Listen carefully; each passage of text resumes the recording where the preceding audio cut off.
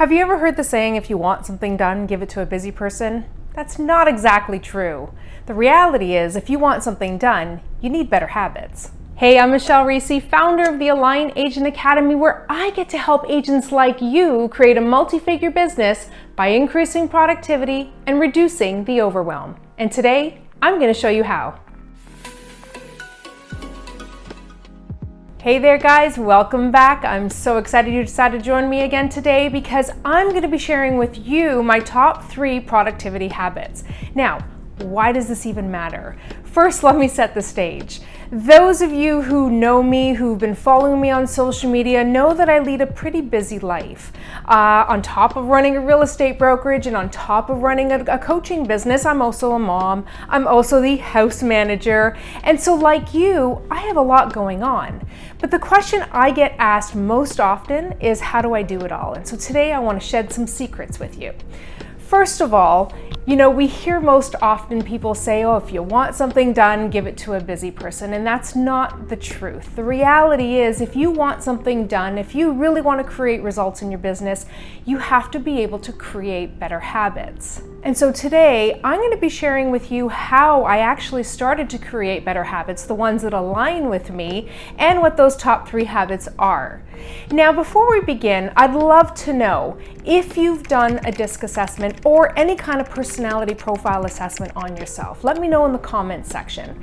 The reason why I'm asking is because this was really one of the first stepping stones into my ability to align my business.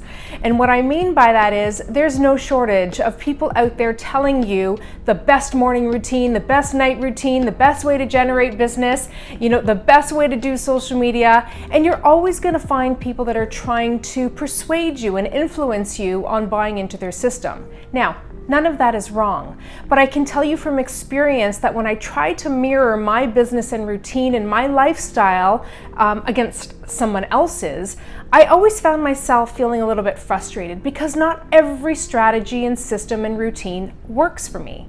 And so one of the key pillars to me really being able to align and understand how I work best and what strategies are going to make sense to me, the first step I took was really diving into self-development and understanding what was my blueprint. Now, I talk a lot about blueprints and alignment and DISC assessments, and you can check some of my previous videos out on this channel. But to get started in this, what I want to say to you is, if you do not have an understanding, a basic understanding of your blueprint and how you work best, you will always find yourself susceptible to mirroring the way other people do their business or mirroring the routines other people take on. Now, none of that is unproductive, but the key to that fulfillment, that key to being able to you work efficiently and productively, is to find the things that work for you. So as I dive into my 3 strategies, I want you to keep that in mind. So let me know in the comments section if you've ever done a DISC assessment and if you kind of have a basic understanding of what your blueprint is. And while you're there, don't forget to like this video and hit subscribe, and of course turn on that notification bell so that you don't miss next week's episode. Okay, so the top 3 things that I do most consistently in my business that have really helped me to stay focused and productive are setting a routine, time blocking, and writing things down. Now let me go through those with you. The first one is setting a routine. Now, that seems pretty obvious, right? But let me explain to you why having a routine in place is important. I don't know if you've ever gone away and just kind of let things, flow by the wind, go with the flow, and then you come back and you're feeling all scattered. That scattered feeling is because we've lost our momentum and we've lost our routine. We are creatures of habit. In fact, our brain loves predictability. Whether your blueprint or your personality profile suggests that you are somebody that likes to go with the flow more than you are rigid structured, it's important to understand there's a balance. When you understand that your brain relies on predictability, that it feels safer, that it's better able to manage the stress and being able to think logically and come up with solutions and outcomes, when you understand that it can do that when it feels safe and predictable, you understand the importance of having routines. Now, Like in my opening I shared, there is no shortage of people out there telling you which are the best routines. We have the 5 a.m. club, right? For those of you who are early risers, getting that extra hour or two in where you can really center and ground yourself or really do some prep work is extremely important. But what if that doesn't work for you? One of the keys to my success has really been in being able to figure out what those routines look like for me. And that changes. It's really important to understand that as an entrepreneur, you have to be fluid and flexible. When I had little babies and I was trying to run a business, my morning routine looked very different than it does today. So really take a full scope and assessment of what is it that you can do that's going to, help you be more productive and that's going to work with the lifestyle and the stages of life that you're at. Having routines in place do a number of things. First, again, it helps to set the stage for your brain to know what's coming next. When your brain sees the path, when it understands what it is that you want it to do, it's going to better perform for you. In the absence of having a routine, it's trying to figure out what you want to do next. And all of that thinking and processing and, it assessing what's going on is really going to take up time and energy. And one of the keys to efficiency is really being able to utilize our energy and our time properly. So one of the easiest places to start is to set routines for your morning and your nighttime. It doesn't have to be complicated. My morning routine, like I said, changes and it depends on the season that I'm in my business and the season that I'm in my life. So sometimes that morning routine looks a lot like being very slow to get out of bed, enjoying a cup of coffee, and really just taking my time to get ready. Other times, when I'm really full of energy or when the seasons of my business call for me to be more mobile and active, I'm up, I'm out, I'm prioritized, I've planned the night before. So really decide on what your morning routine needs to be for you to be able to set yourself up for success. Now that leads into our night routines. I am somebody who likes to pre-plan, and I've learned to do this instinctively because I understand now that the brain needs that predictability. I also understand the power of processing. So your brain every single night filters and processes information, which means that the more you can plan your day out in advance, especially at night, it gives your brain a chance to process and filter and organize things. Now let me give you a little example on that. If you were to, before you go to bed tonight, write down your top 3 priorities for the next day, here's what you're going to find. When you wake up in the morning, you're already going to be ready to go. You're going to be clear, your brain's going to know what it wants to do, and even if it's as simple as needing to do some research, it's not going to spend time thinking about where do I have to go, what's the first application I have to open up. It's going to know what has to get done because the brain's done the processing overnight. So one of the easiest hacks that I can give you in terms of being productive and efficient is to plan in advance for your day. So that's the morning and night routines. I say start there. Once you have those under your belt and once those feel comfortable and aligned with you, then you can start looking at other routines. Things like how do you get yourself motivated? What's your exercise or health wellness routines? There's no shortage of ways to build in systems and predictability into your life and into your business. The key here being find the ones that work for you. All right, the second habit that I swear by is time blocking. Now, for those of you who do not like rigid, super structured days, I don't want you to jump out of your seat just yet. Hear me out. Time blocking is really your ability to carve out intentional time for the activities that matter most. Now again, we are creatures of habit, so we will continue to do the same things over and over again because as much as I always say, your brain is not wired for success, it's wired for safety. It's also wired for efficiency. And I've talked in other episodes about our autopilot mechanism, but that autopilot mechanism is really there to help build efficiency. So it's going to want to encourage you to follow the same process over and over again, which is why we become creatures of habit, which is why our habits are so important. So when it comes to time blocking, here's what I want you to remember. It's important to understand that everybody's priorities are going to be different, and that's going to change depending on the seasons of your life and your business. Sometimes we have things unexpectedly show up in our life and we have to attend to those. Sometimes things are coasting and we can just continue to follow our plan of action. We have to be ready for both.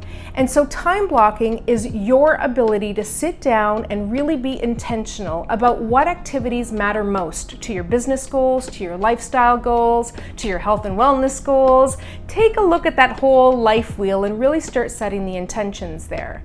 Once you've identified what activities or actions are important and that those are the ones that you have to keep sacred in your business, that's when you want to start carving out intentional time. Because here's the reality. We will use up whatever time we are allowed to, have in front of us. So if you give yourself 8 hours to complete a task, you're going to use the full 8 hours. If you shrink that down and give yourself 30 minutes or 20 minutes, you'll use that time as well. So time blocking allows your brain to channel focus, to get clear and productive, and it allows you to stay consistent on the things that are most important. As a realtor, some of the things that you might want to consider time blocking are things like lead generation, administration time, lead follow-up.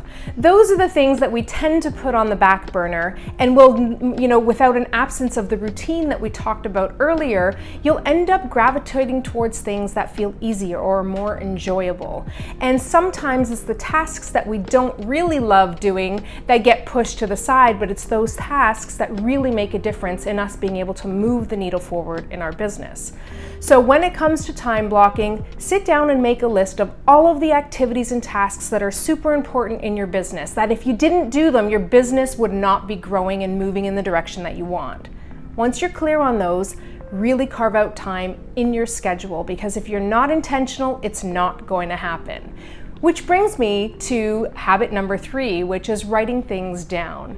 So whether it's your morning routine, whether it's your goals, whether it's the time blocking activities or schedules that you set, it is really important to write things down. Now, why? First of all, let's come back to the brain. Your brain likes to have clarity. It also loves when you help it out, right? It's got so much information it has to process, and so when you write things down, it clears that memory storage. It clears the executive portion of the brain that has to think and order things and, make logical decisions.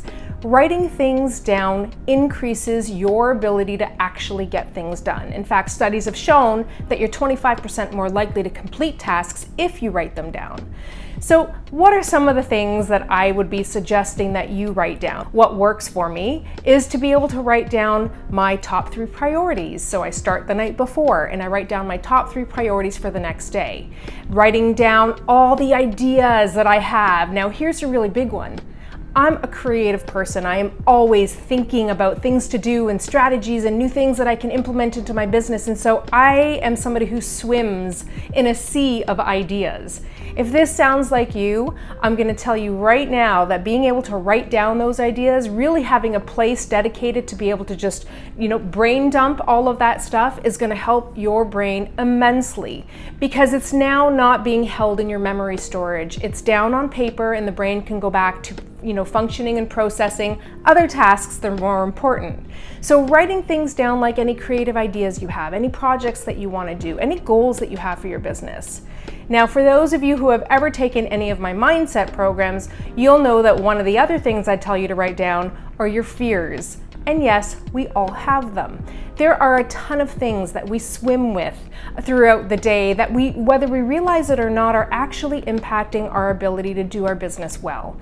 We all have limiting beliefs. We all have fears. We all have things that kind of pull us down a little bit and make us question whether or not we're doing things properly, or if this is the right decision, or if somebody likes us or not likes us. All of these fears or limiting beliefs that you have do not belong in your head. They belong on paper. So grab a journal, use the notepad in your phone app, whatever you need to do to get all of that stuff out of your head and onto paper. That's going to help you focus, it's going to help you organize, and it's going to help you stay more efficient and productive.